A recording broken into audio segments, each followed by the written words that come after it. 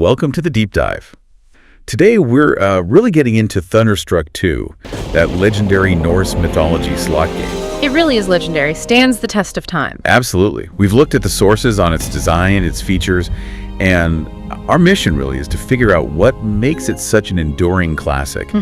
Okay, so let's unpack this. We're stepping into a world where, ancient myths meet modern gaming. And it's more than just a meeting, isn't it? It's like a full immersion from the second you load it up. Yeah, that's true. Yeah. The first thing I think is that Norse mythology backdrop.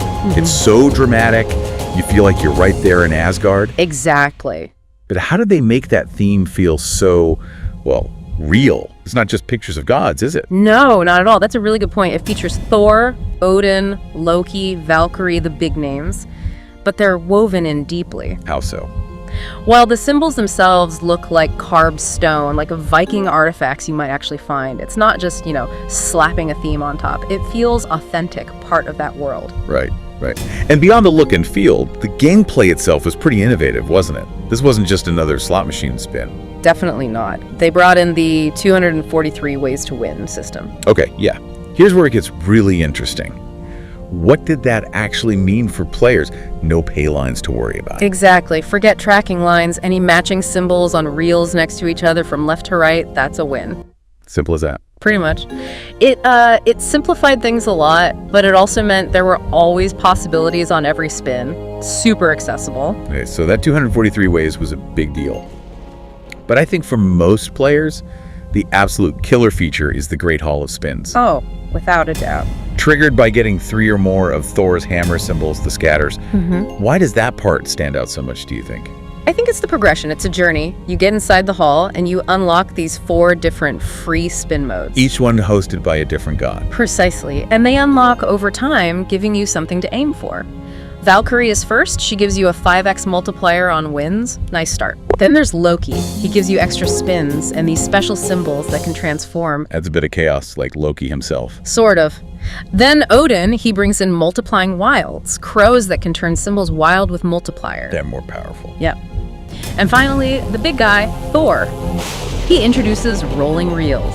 Winning symbols vanish, new ones drop in. The cascading wins idea. Right, but with an increasing multiplier up to 5x on consecutive wins within that single spin, it keeps you hooked, wanting to unlock that next god's feature. And it wasn't just the hall, was it? There was that other random feature. Wildstorm? Yes, the Wildstorm, completely random, can just hit any time. And turns whole reels wild. Up to 5 of them, imagine hitting that. It's that sudden potential for a massive win, totally unexpected, adds a real thrill. So you've got these big features, but the game's longevity must also come down to its core mechanics, right? The balance. Absolutely key. It's got what we call medium volatility. And the RTP, the return to player, is pretty high, around 96.65%. So medium volatility. That means it pays out reasonably often, but still has those big win possibilities. That's the sweet spot, yeah. It gives you frequent, smaller wins to keep you going, but the potential for those larger payouts is always there.